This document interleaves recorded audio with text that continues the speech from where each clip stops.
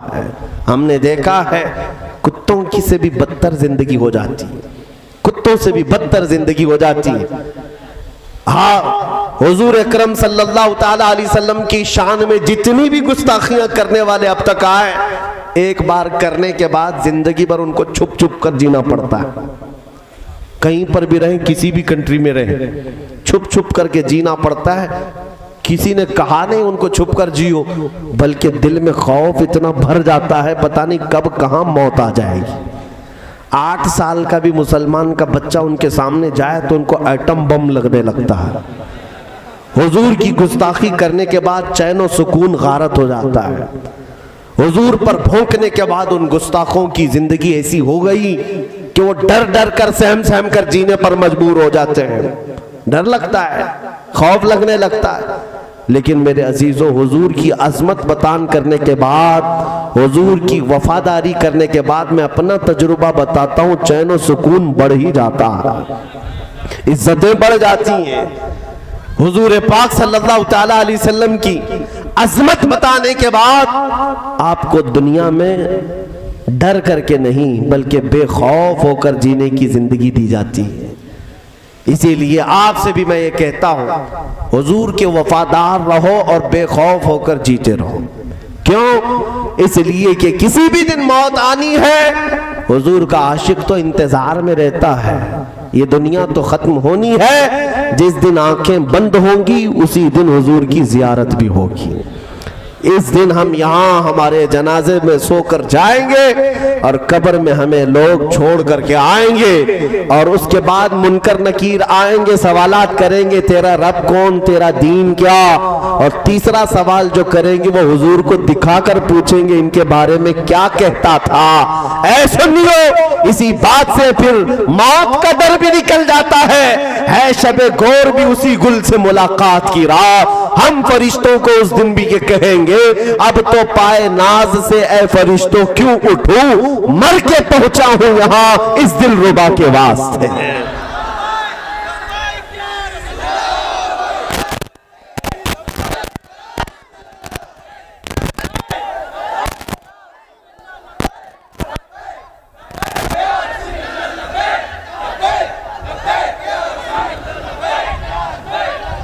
तवज्जो, आप तमामी हजरात को इन बातों का ख्याल रखना है कि अपने दीन और ईमान पर मजबूती से कायम रहेंगे इंशाअल्लाह। और एक बात मैसेज देता हूं, हालात रोज कुछ न कुछ अखबार आते रहेंगे, ये बढ़ती जाएंगी चीजें।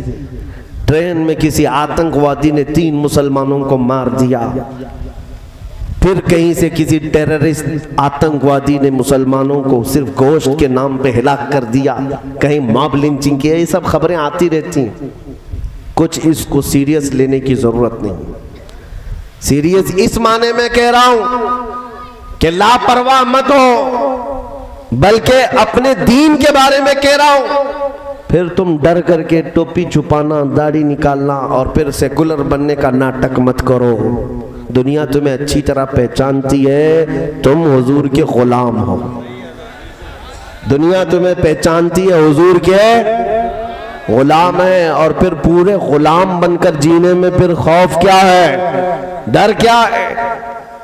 अगर किसी जगह किसी भी गरीब मुसलमान को पकड़ करके मजबूर कर दिया जाता है और उसे मार मार कर, कभी हमने देखा किसी बुजुर्ग आदमी की दाढ़ी पकड़ कर मार रहे हैं, कभी किसी नौजवान को मार करके कहा जाए मेरे खुदा का नाम ले, मेरे खुदा का नाम ले।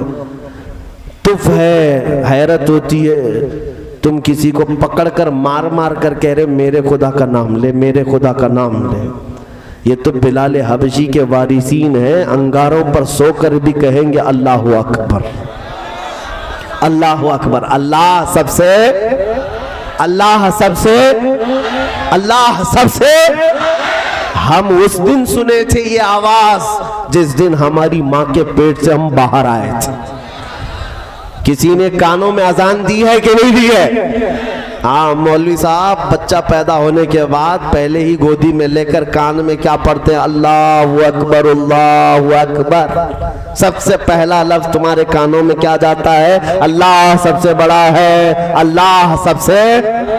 बड़ा है, तुम पैदा हुए थे ये सुनकर के आए थे मेरे अजीजों, और फिर जब होश आया हर मस्जिद से तुम्हें यही आवाज आती रही, हर मस्जिद से यही आवाज आती रही।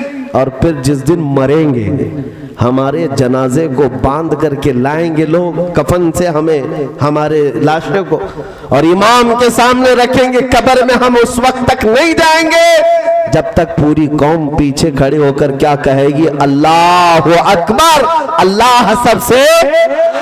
अरे हम आए थे तो अल्लाह को बड़ा कहते हुए और जाएंगे भी तो अल्लाह को बड़ा कहते हुए। जब हमें मालूम है अल्लाह सबसे बड़ा है तो फिर ऐरा गैरा नद्दू खेरा कीड़ा कहां से बड़ा हो सकता है। अल्लाह की ताकत कल भी थी, आज भी है, हमेशा रहेगी। अल्लाह हई और कयूम है, वो हम सब का खुदा बल्कि पूरी कायनात का पालनहार हकीकी है। आज इम्तिहानात हो रहे होंगे, हम निकलेंगे इन इम्तिहानात से, लेकिन एक बात याद रखो, हवाएं तेज आने का मतलब ये नहीं होता कि इस्लाम खत्म हो जाएगा।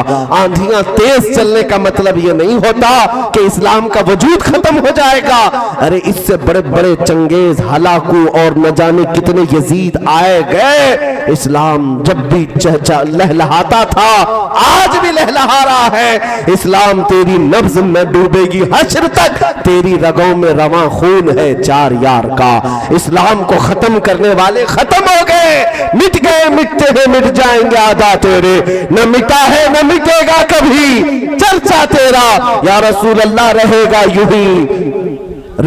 यूं ही तेरा चर्चा रहेगा। पड़े खाक हो जाए जल जाने वाले, तू घटाए से किसी के न घटा है न घटेगा।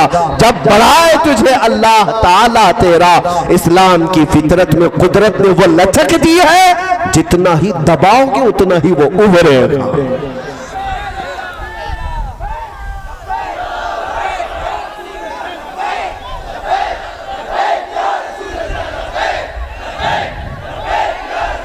अब मेरा आखिरी मैसेज ये सुनो, ये थी बातें, हालात से खौफजदा होकर सूली पर चढ़ जाएं, हम कोड़े खाएं, चाहे जिस हालात में भी जाएं। जब जाना ही है तो अल्लाह को बड़ा कहते हुए क्यों ना जाए। अल्लाह की जन्नत में जाना है, शद्दाद की जन्नत में नहीं। अल्लाह की जन्नत में जाना है तो अल्लाह को बड़ा कहकर जाएंगे, अल्लाह पर ईमान रख कर जाएंगे। नौजवान हर घड़ी इस बात के लिए तैयार रहे, मुझे अगर कोई टुकड़े फेंक करके ये कहे ये ले ले और तेरा दीन छोड़ दे तो उसे टुकड़ों की तरह छोड़ देना। कहना इस तरह के बहुत सारी दुनिया में मैं ठोकरें मार दूंगा, भूखा रह लूंगा, लेकिन मेरे मुस्तफा की शरीयत से रूगर्दानी नहीं करूंगा। हुजूर से गद्दारी करोगे, हुजूर पाक से गद्दारी करोगे, नबी पाक सल्लल्लाहु अलैहि वसल्लम से गद्दारी हरगिज़ नहीं हो सकती। तो ये यकीन के साथ आज तुम्हें उठना है। कभी कभार नौजवान ये कहते हैं हमें रोजी नहीं मिल पाती, हमें जॉब नहीं मिल पाती, हमें हमारे नाम की वजह से, हमारी दाढ़ी की वजह से, हमारी टोपी की वजह से नौकरियों पर फर्क आता है। ऐ मोमिनो, ये इम्तिहानात है, यकीन पैदा करो, रज़्ज़ाक़ अल्लाह है जो चूंटियों को सुराख में रिस्क देता है, जो पानियों में मछली को रिस्क देता है। क्या वो अशरफुल मखलूकात को रिस्क नहीं देगा? मेरा इम्तिहान होगा, अगर मैं जमा रह गया तो मौला 70 दरवाजे मेरे लिए खोलेगा। तुम अपने नबी के कदमों से वाबस्ता रहो। हालात बदलते हैं। एक दिन मक्का वालों ने भी यही सोचा था, बिलाल हबशी को मार मार करके, अंगारों पर लिटा करके, उनकी पुष्ट पर गरम सिल रख करके उन्हें इतनी तकलीफें दी थी कि उनकी रीढ़ की हड्डी दिखती थी, उनकी पीठ का गोश्त गल गया था। उस वक्त वो सोचते थे अब मरेगा, अब खत्म हो जाएगा, सब खत्म हो जाएगा। उनके पांव में रस्सी डालकर बदमाश लड़कों के हाथों में दिया जाता, वो मक्का की गलियों में हजरत बिलाल को खींचते थे। ये हालात भी मक्का वालों ने देखे, लेकिन जब बिलाल हबशी को सैयदना अबू बकर सिद्दीक ने खरीद कर आजाद किया और हुजूर की गुलामी में ले आए, फिर हुजूर के साथ हिजरत करके मदीने चले आए। तवज्जो चाहता हूं मेरे अजीजों, वो बिलाल हबशी का जमाना जो मक्का में था खत्म हो गया। 6 साल के बाद जब रसूलुल्लाह सल्लल्लाहु अलैहि वसल्लम 10,000 सहाबा के साथ वापस मक्का तशरीफ ला रहे थे, तो ऐसे आए कि फातिह मक्का बन करके आए। कोई एक आदमी भी मुकाबले का मौजूद नहीं था। रसूल पाक तशरीफ लाए, अक्सर वहां जितने थे कैदी बन के खड़े थे, जिन्होंने जुल्म ढाया था वो आज सर झुकाए खड़े थे। हुजूर पाक ने खाने काबा को बुतों से पाक किया। जानते हो उस दिन हरम पाक में पहली अजान दी जानी थी। पहली अजान के लिए रसूल पाक ने बिलाल हबशी से कहा काबे की छत पर चढ़ जाओ, काबे की छत पर चढ़ जाओ, वहां से चढ़ करके अजान दो। बिलाल हबशी ने अजान दी। जानते हो बड़े बड़े बुजुर्गों ने इसमें नुक्ता ये बयान किया, ये मैसेज देना था उन जालिमों को जिन्होंने बिलाल हबशी को मार मार करके सोचा था अब खत्म हो जाएगा, तब खत्म होगा। बिलाल अपने इम्तिहान में जमा रहा, अपने ईमान पर डटा रहा।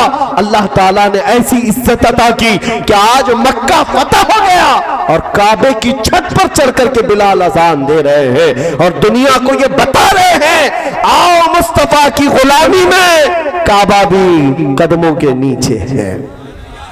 काबे की छत के ऊपर चढ़ गए हो, काबे की छत के ऊपर चढ़ गए हो इसलिए कि हुजूर की गुलामी में आए। इस बात को याद रखो मेरे अजीजों, हालात इस तरह के अगर आए इंतजार करो, मेरा रब खुशादगी लाएगा, मेरा रब खुशहाली लाएगा। और जितने आंधियों में बहक गए वो खत्म हो गए, जो तूफानों में बहक गए वो कचरे की तरह चले जाएंगे। इसलिए जो ईमान वाले हैं वो हमेशा जमे रहेंगे, डटे रहेंगे, जो भी हो जाए हालात। अब यहां पर मैं अपनी गुफ्तगू को इस बात पर खत्म करता हूं। होता है आप लोग ये पूछेंगे हमसे कि आप इतनी बड़ी बड़ी बातें कह रहे हैं, जब हालात खराब हैं तो कौन आता है हमारी मदद के लिए? कोई नहीं आता। सारे लोग हाथ उठा लेते हैं, भाई तू नारे लगा रहा था लब्बैक लब्बैक कहकर पुलिस पकड़ के ले गई, जा तू झेल तेरे केस, कोई नहीं आता। ऐसे सवाल मेरे अजीजों आपके लिए सबके लिए नसीहत, तुमने अपने नबी की मोहब्बत में पुकारा है हुजूर को, दुनिया के लिए पुकारा होता तो दुनिया का इंतजार करते, अपने नबी को पुकारा है तो अपने नबी का इंतजार करो। जिसके लिए तुमने पुकारा है फिर शिकायत नहीं करना, ये कमेटी नहीं आई, वो कमेटी नहीं आई, इसने मदद नहीं किया, उसने मदद नहीं किया, नेता नहीं आए, हमारे एमएलए नहीं आए, हमारे एमपी नहीं आए, फलां ने मदद नहीं की, वो कारपोरेटर थे, नगर सेवक थे, असर और रसूख वाले थे, कोई हमारी सिफारिश के लिए नहीं आया। ये सब हीले बहाने छोड़ दो, इस अकीदे पर जम जाओ। कौन देता है देने को मुंह चाहिए, कौन देता है देने को मुंह चाहिए, देने वाला है सच्चा हमारा नबी, देने वाला है सच्चा हमारा नबी। ला व रब्बिल अर्श, जिसको जो मिला तुमसे मिला, बत्ती है कौनैन में नेमत रसूलुल्लाह की। हुजूर से अगर तुम्हारा इश्क है तो ये इतनी बात याद रखना चाहिए, कोई तुम्हारे साथ है या ना है, कोई आए ना आए, मेरा मानना यह है कि अल्लाह का हबीब मेरे साथ है, मुस्तफा करीम की मोहब्बत मेरे साथ है। इतनी दौलत तुम्हारे लिए बहुत बड़ी है, क्योंकि मेरे आका ने फरमाया जो दुनिया में जिससे सबसे ज्यादा मोहब्बत करता था कयामत के दिन उसी के साथ उठाया जाएगा। आज जब तुम सोते हो ये कह करके सोया करना, मैं सो जाऊं या मुस्तफा कहते कहते, खुले आंख सल्ले अला कहते कहते, रोजाना जब तुम्हारा ये मामूल बन जाए, दस्तूर बन जाए, हुजूर का नाम लेकर सोता था, हुजूर का नाम लेकर उठता था, घर में नींद खुलती थी तो नातों की आवाज पर और आंख लगती थी हुजूर के नगमे सुनकर। फिर वो दिन आएगा जब तुझे कब्र से उठाया जाएगा। जानते हो कहा गया है कब्र में बंदा उसी हालत में उठता है जो दुनिया में ज्यादा काम करता था, गाने गाने वाला ज्यादा गाने गाता था तो वहां पर भी गाने गाते हुए उठेगा। लेकिन मेरे अजीजों उसकी निस्बत पर, उसकी अजमत पर कुर्बान जाओ जो हमेशा हुजूर के गुण गाता था। मुनकर नकीर आएंगे और आते साथ उसको उठाएंगे कि उठ जा, तेरे सवालात का वक्त आ गया। अगर दुनिया में मामूल था, वो कब्र से झटक कर उठेगा और फिर कहेगा सबसे आला वो औला हमारा नबी, सबसे बाला वो वाला हमारा नबी। बुझ गई जिसके आगे सभी मशाले, शम्मा वो लेकर आया हमारा नबी। मुल्क कौनैन में अंबिया ताजदार, ताजदारों का आका हमारा नबी। जिनके तलवों का धुआं है आबे हयात है, वो जाने मसीहा हमारा नबी। सब चमक वाले उजलों में चमका किए, अंधे शीशों में चमका हमारा नबी। खल्क से औलिया, औलिया से रसूल और रसूलों से आला हमारा नबी। सारे अच्छों में अच्छा समझिए जिसे, है उस अच्छे से अच्छा हमारा नबी। सारे ऊंचों में ऊंचा समझिए जिसे, है उस ऊंचे से ऊंचा हमारा नबी। जब मोमिन सालेह दुनिया में इस तरह की जिंदगी गुजारता था, तो कब्र में भी मेरे आका की नातें पढ़ते हुए उठेगा। मुनकर नकीर फिर उसकी ये अदा देखकर हो सकता है कि कहे नम का नौमतिल अरूस, सो जा जैसे दूल्हा सोता है, सो जा जैसे दूल्हा सोता है। इसलिए जिंदगी बनाओ मेरे मुस्तफा के कदमों से वाबस्ता रहकर।